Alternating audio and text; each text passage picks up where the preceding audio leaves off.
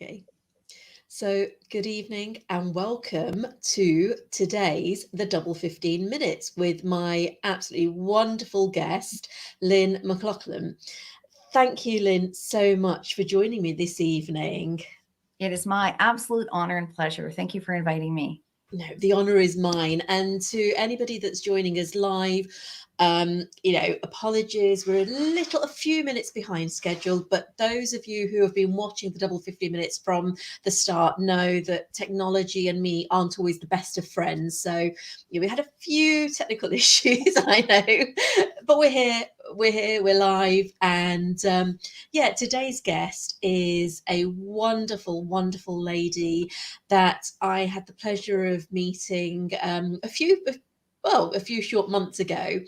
And, we had an instant connection because Lynn is very much a compassionate woman, a philanthropist. She's very much about helping people, and she runs the most amazing podcast. So, at the end of it, we will give you the details, but she is a podcast host herself, and she runs a podcast called Taking the Helm.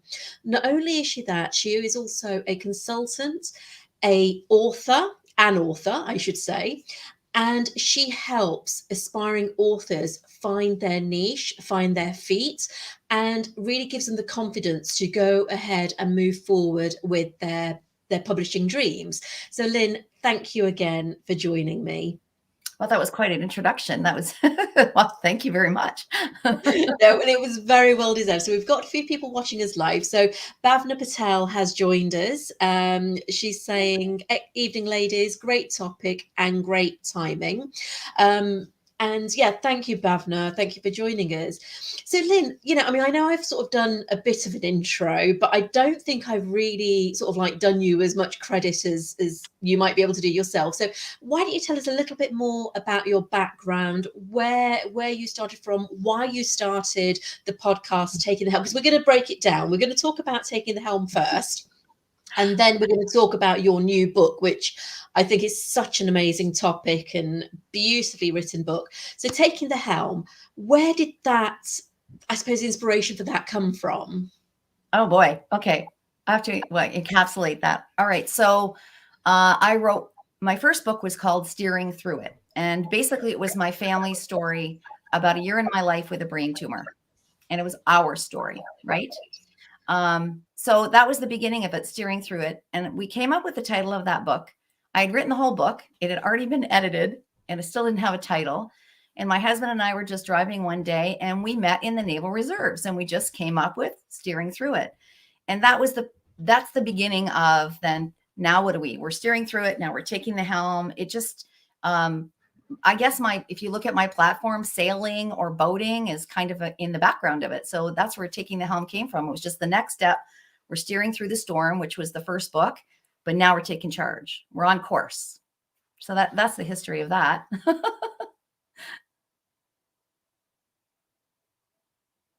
I love the name, and I love the whole concept of, taking control of your life, because that's something, because you were, I'm sure you're happy to share this with everyone. You were diagnosed with a brain tumor. So was that part of the inspiration behind, moving forward with your first book and then again, Taking the Helm? Wow. Okay. Yes. So I journaled from when I was a child all through high school. After my third child was born, it kind of got put on the wayside for a little while, but I've always loved writing, but never, ever thought about publishing.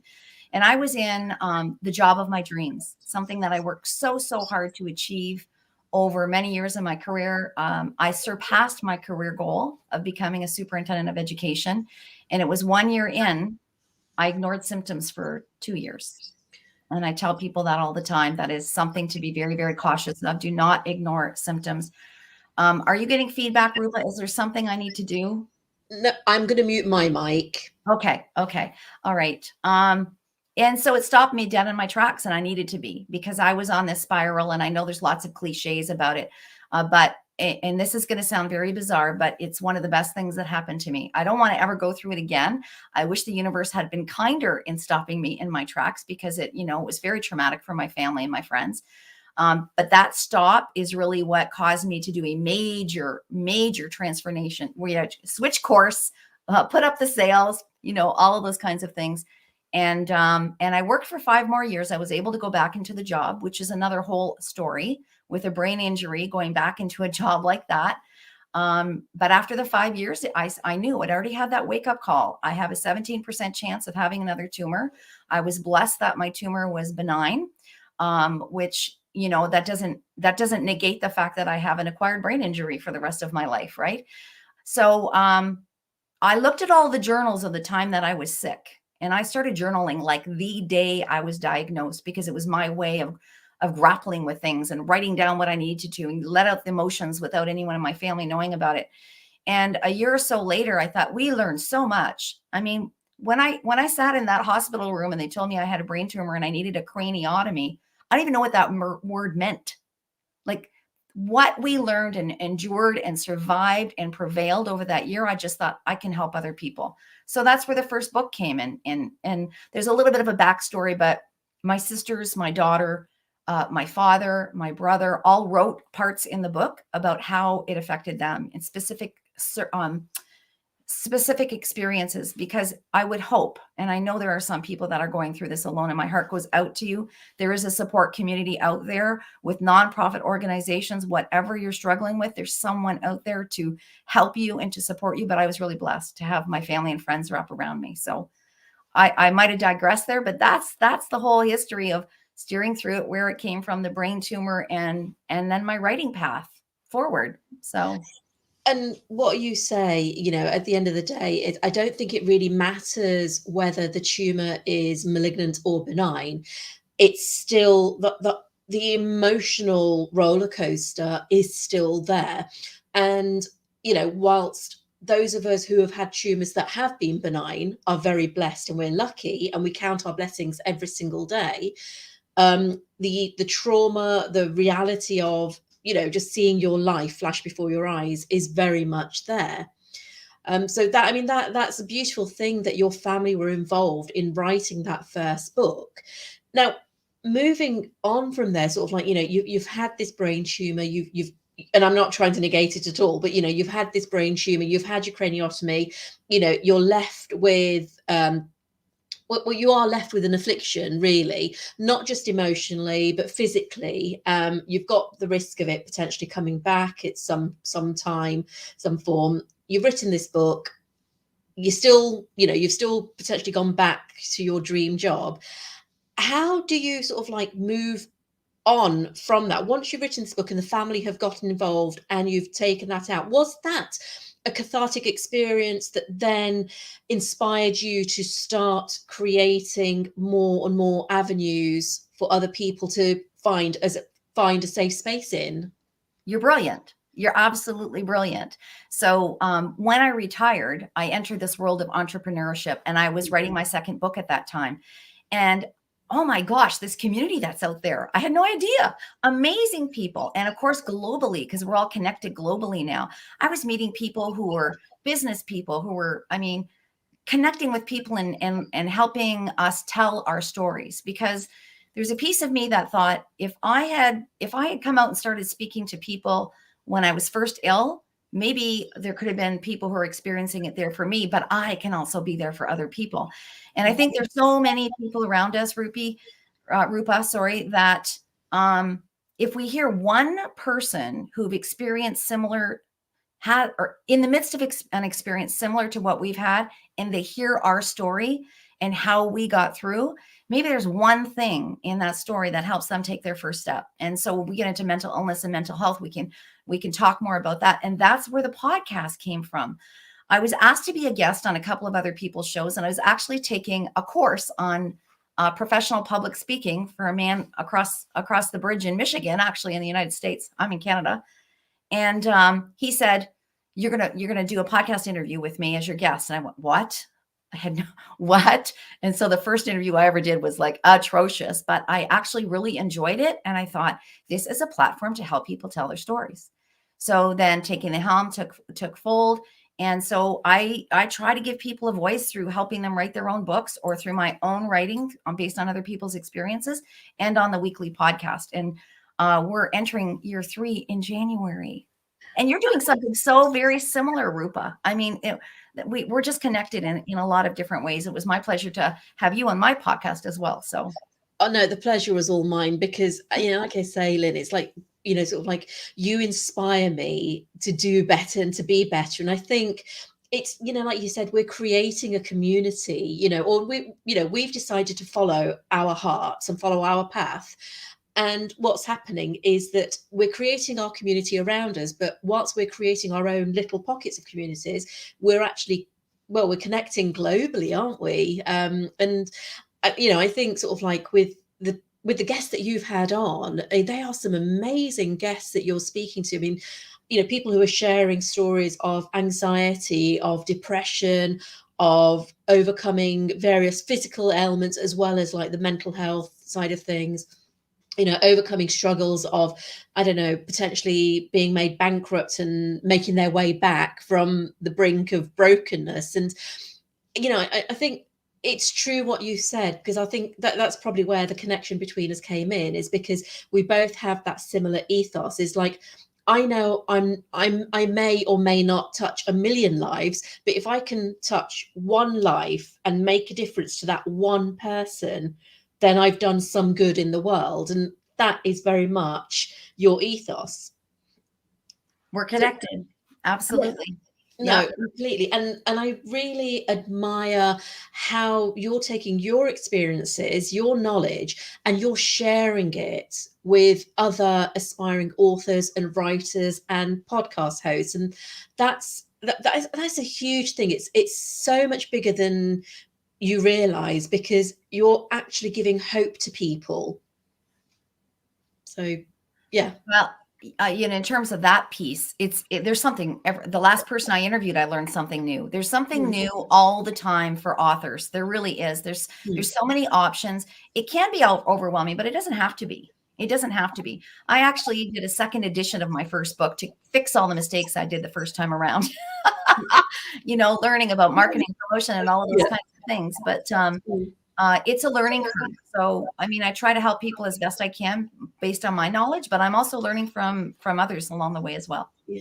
But it's just learning is cyclical, isn't it? Or cyclical, Yeah. we're constantly learning from each other.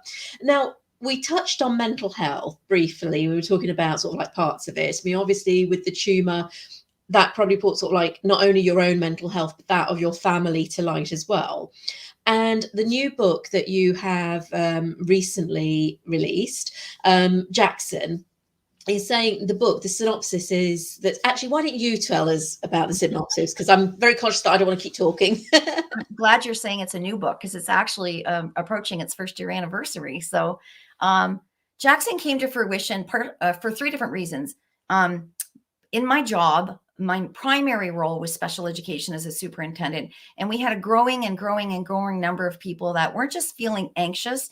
It was affecting our students to the point where they couldn't come to school, or they could only take one course, or they needed to go into a treatment center. And the numbers were just rising and rising. These individual young people who were really, really having a great deal of trauma.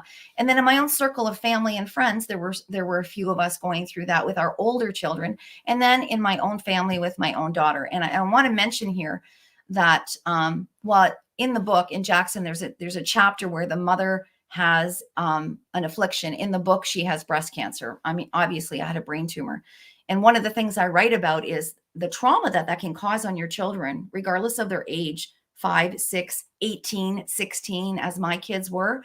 And when you're in the midst of that and you don't know if you're going to live the next day, that's not what you've got your eyes on. So when I think about the reasons for people feeling anxious, there are a multitude of them. And sometimes we have to dive deep to figure out what's the trigger. So the book was written, and it's a fictional book. It's 60% of my experience as a mom, as a friend, as an educator, and 40%, I would say, my daughter's experience as someone who experienced debilitating anxiety for a period of time in her life. But I also interviewed several other people in both of those roles, as the parent and as the person who was suffering. And Jackson came to fruition. So it really is a journey of a mother. And this is a mom. What do we do? What do we do for our children? Anything in the world. And when her son becomes so debilitated, he can't get out of bed and doesn't care about a thing, when she can't get off her phone, when every time the text message comes or the phone rings, she cringes because she's worried. Is this an emergency room visit? Is this another safe call? When I open the door, is he going to be okay? This mom goes through that whole journey of being totally encompassed to realizing she cannot save him. And that doesn't mean she's not going to be there with support and love, but she cannot save him. And her well-being also has to come into play. So she goes through this whole process of what's the line? When do I help? When don't I help? What do I give back? To bring herself to a point where she can be there for her son. And then you see the struggle of Jackson as well, trying to figure out why is this happening to me? He turns to external gratification and refuses therapy and turns down medications, all kinds of things that happen. There's a turning point in the book with a suicide attempt. I will tell people it is an attempt, and it is the turning door. And the book does end with hope and love. So that's what that book is about. And I just want to jump in because I did a book talk last week with a group of foster parents, Children's Aid Society foster parents.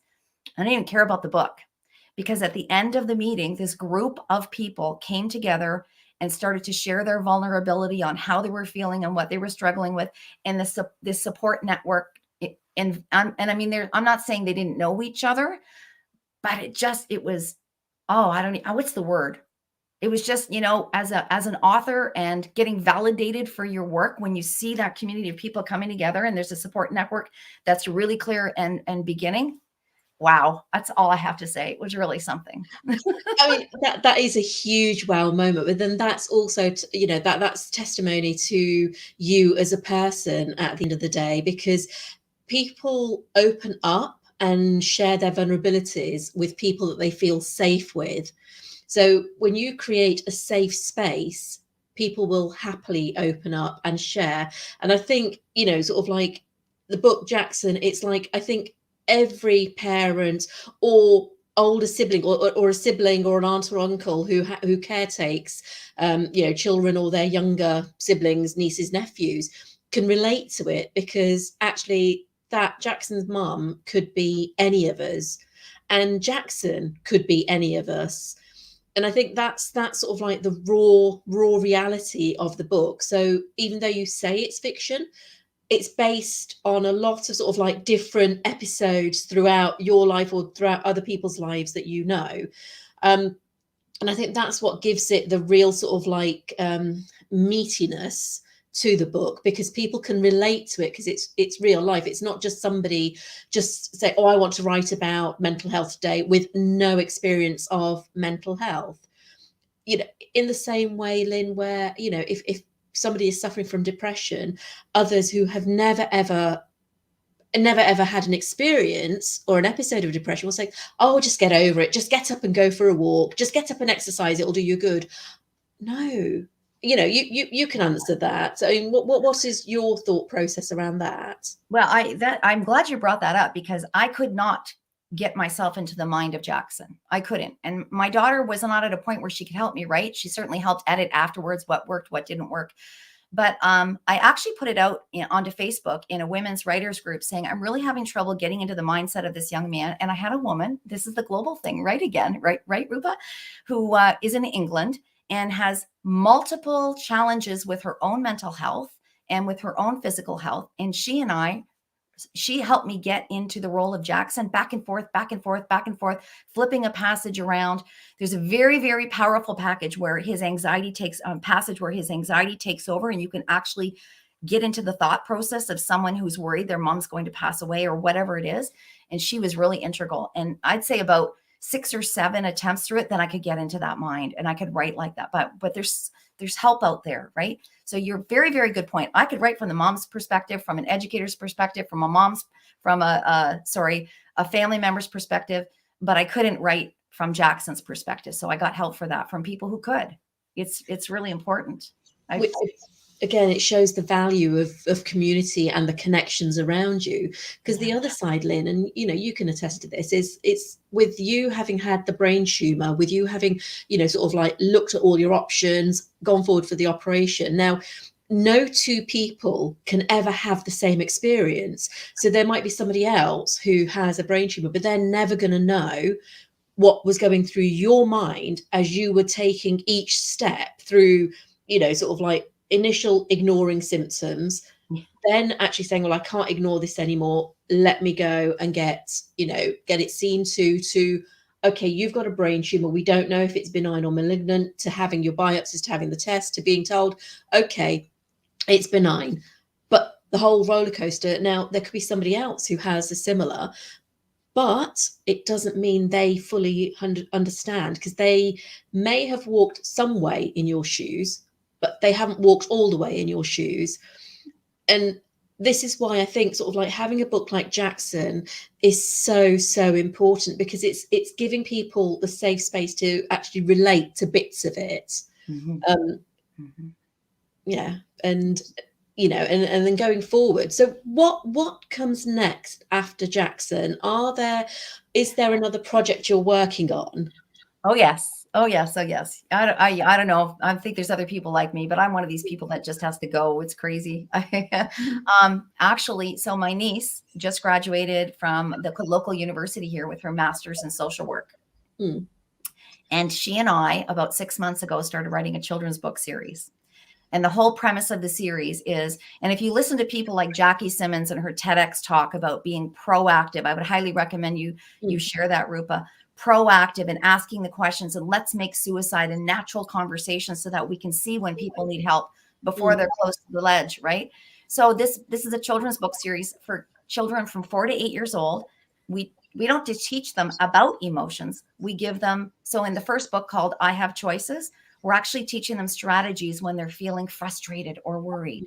In the next book, and our illustrator is just starting to pump out the illustrations, the characters. We created a fictional planet, non-gender being, so that anyone reading it can fit in. It is going to be phenomenal. I don't think we're making our December deadline. We're going to do it right. So look for that, maybe the end of January, beginning of February. I'm very excited. We're starting with 5 books and hoping to move on to 10 over a 2-year period. So yeah, I totally believe in the proactive part. We need to be reading and better understanding mental illness and mental health, so we can be there and have the conversation and know when someone needs help. Like I said before, they're so far gone, it's so challenging for them. Oh, absolutely. And it's like you say, it's just not only the better education, it's also providing the safe space without trying to demean somebody else's emotions. It's like, as you know, I'm an NLP coach, and the number of healers and coaches I've come across that sit in judgment of others who are, suffering with episodes of depression, anxiety, or mental health issues, why don't you just get up and go for a walk? Why do you, it's just one of my biggest bugbears is, don't call yourself a healer or a coach or anything if you're not able to hold a safe space for someone. Or to tell somebody that they must go out and go for a walk in nature. It'll be amazing for their mental health. When this person just about manages to get out of bed to go to the toilet to take a wee, right? It's about finding that safe space and being that safe space. So, I think the book is absolutely wonderful. And if people want to purchase this book or the series of books, where can they actually purchase them from? Really, it's on Barnes and Noble, it's on Amazon, it's on any of those big ticket sites. If you want an inscribed copy, I'm actually about to do a Christmas launch, so I will mail you an inscribed copy. I can write it to anybody you want. If you want, it's also an audiobook, I have to say, and Audio Sorceress. We just actually got a review. There's 6 categories with a reader's favorite audiobook, and we got 5-star in all 6 categories. So Marnie Hull Young owns Audio Sorceress. I hired 2 amazing narrators. And if you're not a reader, and today we're all so busy, and you do go for walks or you drive to and from work, maybe listening to the audiobook is a choice for you as well. So yeah, I just look for it on Amazon, I guess. Amazing. And that'll be the same with, that was Jackson. What about the children's book? Will that be the same with the children's books as well? That's our hope. Yep, that's our hope. So we're just starting to look at those platforms now while the illustrator finishes her work. Yeah. Yeah. Oh, this is so exciting. And then in terms of sort of like podcast, where is that going to next with Take the Helm? What will tell us a bit more about your future episodes? Okay, well, this is exciting because this is our 3rd anniversary in January. So I always shake things up. I've done it once before. This will be the 3rd time. So we're changing the intro. We're changing the outro. We've moved to an audio and video editing platform that's different. And we're going to be expanding to Audible and iHeartRadio. But right now you can watch it if you prefer watching on YouTube on my channel, or really most podcast apps, it's out on audio. So we're expanding a little further in January. That's amazing. And if people want to, communicate with you, contact you, find out more about what you do, how can they get hold of you? Go to lynnmclaughlin.com and you'll get a pop-up right away, which invites you to 30 days of writing prompts. And these were the prompts I used when I wrote journals when I was having trouble. So those 30 days of writing prompts and they're free. You just download it, are just to help you wrap your mind around some of those bigger questions that you might be struggling with. So yep, just go to lynnmclaughlin.com. It's all there. The podcast, the books, it's all in one place. See, that's just amazing, Lynn. You inspire me. You're very awe-inspiring as well. Right back at you. Well, see, but Lynn, do you know what? It's like I could literally talk to you for hours on so many different topics, and it's been such a pleasure, even with sort of like the technical issues at the beginning. It's been such a pleasure talking to you. What words of advice have you got to any aspiring writers out there? Look for a coach. I give a free consultation session right away. I can help you with some of the big ticket items.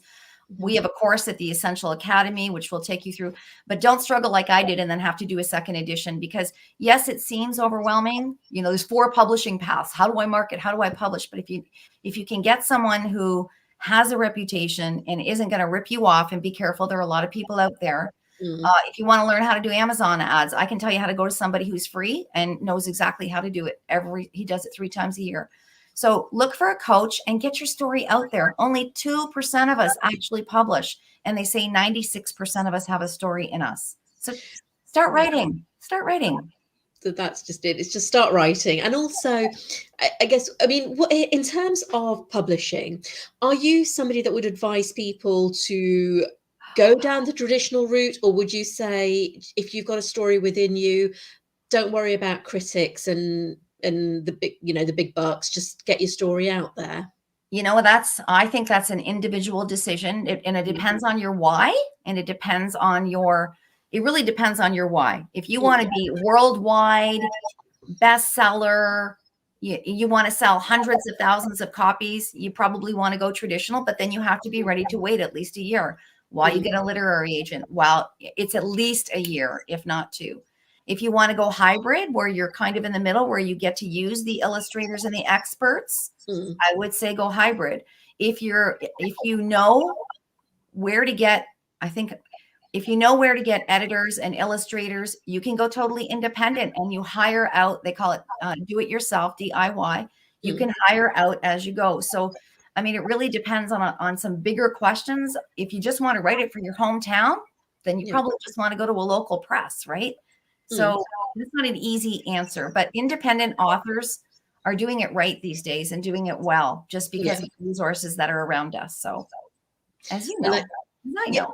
Well, yeah, no, exactly. So we've had Sarah Dean joining us. She's saying, "Evening, ladies." Hey, Sarah. Thank you for joining us. And I guess, sort of like you've answered in a certain way that, just it's very much what feels right to you, your integrity, because there have been, I know I was approached by a number of publishers who wanted to publish me, but their mindset, their outlook wasn't what my outlook was. And in essence, they wanted to change everything. The integrity of the book for me wasn't right. So we've had Neha Gloria joining us. She's saying, "Happy Monday, ladies." Hey, Neha. Monday. And that's a very good point, what you just said about your creativity. If you go traditional, they can change anything in your book. The title, they can change the writing, all of it. And for me, that was I'm not doing that. I think we're on the same page again. Absolutely, yeah. Because I was just like, well, you know what? It's just I think both of us, like, you know, with our writing, it gets to the people it needs to get to. I think so. And that's the way I look at it. It's not about anything other than, yeah, let's get it to where it needs to go to. Mm-hmm. So any word of advice for anybody that is, so, you know, potentially suffering or it is at a stage in their life where they have got an affliction, a physical affliction or a mental health affliction, what would your words of advice to them be? One baby step can make a difference. And sometimes that baby step is so huge, it looks like it's impossible to do. Maybe that baby step is listening to a podcast. Maybe that baby step is doing something on your own in your home. It's not, maybe that baby step is making an appointment that it's still going to be 2 months down the road, but you can work yourself up to it. Maybe that baby step is taking 5 steps down the driveway and back into your house, whatever it is. And I wrote about this in my first book because I couldn't even sit up in the bed when I came out of surgery from the craniotomy. I couldn't sit out of bed. And so pushing yourself out of bed in that moment, thinks like, really? But 3 weeks later, wow, because that's now become pushing yourself up, sitting up, being able to step out of bed, being able to take 5. Those little baby steps add up to a lot. And every single one of them is celebratory. And ask yourself the question, is this the way I want to be 30 years from now? And I think our answers are almost always going to be no. So what baby step can I take today? Amazing advice, Lynn. Okay. And I'm not a clinician. I do have a degree in psychology. I'm just someone based on my experience. I'm just sharing that from my experience. I'm not a clinician, just to be clear. No, absolutely. And the thing is, but the point being is that there are so many people out there who may not be able to go to a clinician or don't have the confidence or the willingness to go because they feel maybe they can't be helped. So actually what you've said, coming from somebody who has experienced your own trauma, which may not be the same as anybody listening, but there could be one person that actually watches this back and hears those words, you know, just one baby step, which, like you said, could be just getting up, walking out your front door, taking a few steps and then coming back. It could even be something as simple as just getting out of bed and making yourself a cup of tea or a cup of coffee or getting yourself a glass of water. It's just that one little step at a time that will get you there. Lynn, it's been such an absolute pleasure to talk to you. You know, you inspire me so much, and I can't thank you enough for taking time out of your very busy schedule to join me tonight. Well, and I have learned so much from you and from your guests as well. And I will continue to support you and watch your guests. And maybe you and I can do a part 2 in another year on each other's podcast again, because, you know, things just keep moving along, don't they? Well, they do. And that's just it. So, yeah, we will be talking because there's a few more books coming out from my end as well. So, Perfect. yeah, we will be talking. But Lynn, thank you so much for joining us. And just to say, Lynn, how can people get hold of you again? Tell us what social platforms you're on. I'm on everything. All the links are on lynnmclaughlin.com. There's a pop-up page to contact me. My email address is there, lynn@lynnmclaughlin.com, MCLAUGH, like laugh, LIN. I like that laugh. I'm glad you got the laugh in there because it's brilliant. Lynn, thank you again so much. And I will let you go so you can get on with the rest of your day because it is now, what was it, 3:30 p.m. over there? That's right. It's much later for you, isn't it? It is, yeah. So yeah, it's we are 5 hours ahead of you. So it's 8:38 here right now. So okay, well, thank you. And thank you to everybody that's been watching us. If you are watching this back, just remember it's www.lynnmclaughlin.com. You can find her books, her information on there. If you are any writers out there that are looking for a coach, then please do contact Lynn and also have a listen to her podcast because she has some amazing guests on there. So thank you, my lovely. And we will be in touch very, very soon. Okay. Stay healthy and safe, everyone. Thank you so much. Bye-bye. Bye. And just to say, we will be back in a few weeks' time, and I will share more information about the guests I've got nearer to the time. But for now, everybody have a wonderful evening, and stay safe and warm because it is getting colder now. And hopefully, I will see you all very, very soon. Take care. Bye.